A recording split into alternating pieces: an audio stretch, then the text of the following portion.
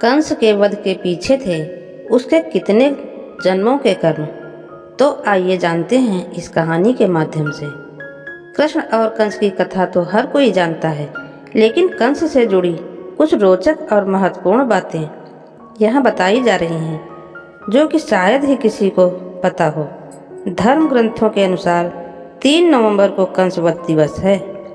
मथुरा के राजा कंस भगवान कृष्ण के मामा थे।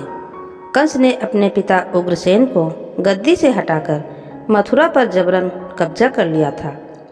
आइए जानें मथुरा के दुष्ट राजा कंस की पैदाइश और उसके जन्म को लेकर कई अनसुनी बातें, जो शायद ही आपने कहीं पढ़ी या देखी होगी। हर जन्म में मिला एक ही श्राप। धार्मिक मान्यताओं के अनुसार कंस को हर जन्म में भगवान विष्णु के द्वारा मारे जाने का श्राप मिला था। इसी कारण अपने पिछले जन्म में भी भगवान विष्णु के हाथों मृत्यु पाई थी। आइए जानें क्यों हुई और कैसे। द्वापर युग में कंस ने हिरणाक्ष के घर पर उसके बेटे के रूप में जन्म लिया। इसका नाम कालिनेम था। असुर कालिनेम के 6 बेटे और 1 बेटी हुई। बेटी का नाम वृंदा था। वृंदा का विवाह जालंधर राक्षस से हुआ था, जिसका बाद में भगवान विष्णु ने वर्ण किया और वह तुलसी वृंदावन कहलाई।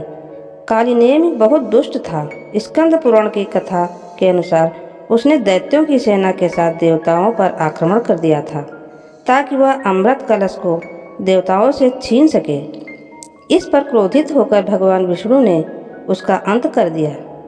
ऐसे में कालिनेम के 6 बेटों यानी हिरणाक्ष के पोते ने उसके असुर स्वरूप से परिचित थे और इस कारण उन्होंने उसका गुणगान करने से मना कर दिया था।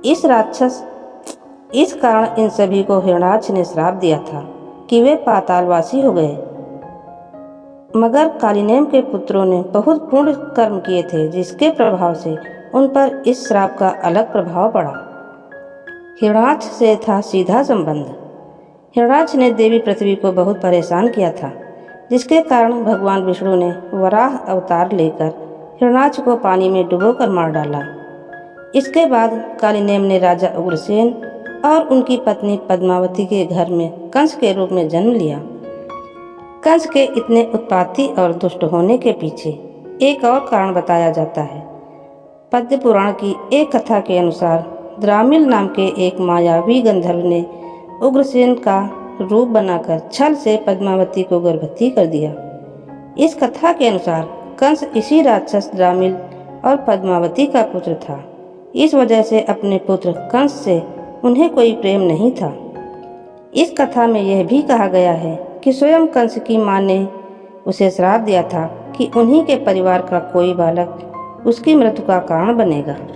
कंस की एक चचेरी बहन थी, जिसका नाम देवकी था। वह देवकी से बड़ा प्रेम करता था।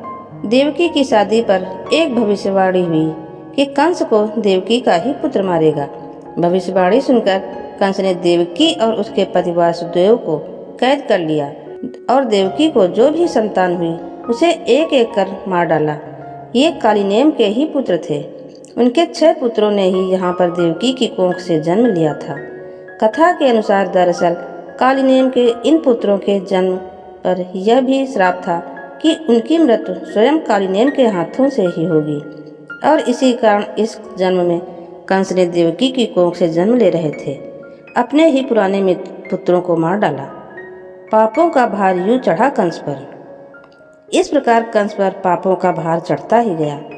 आखिर में स्वयं भगवान विष्णु ने कृष्ण के रूप में धरती पर जन्म लिया और गोकुल में पलने लगे। मगर उनका असली उद्देश्य तो कंस से अपने माता पिता और नाना को छुड़ाना था।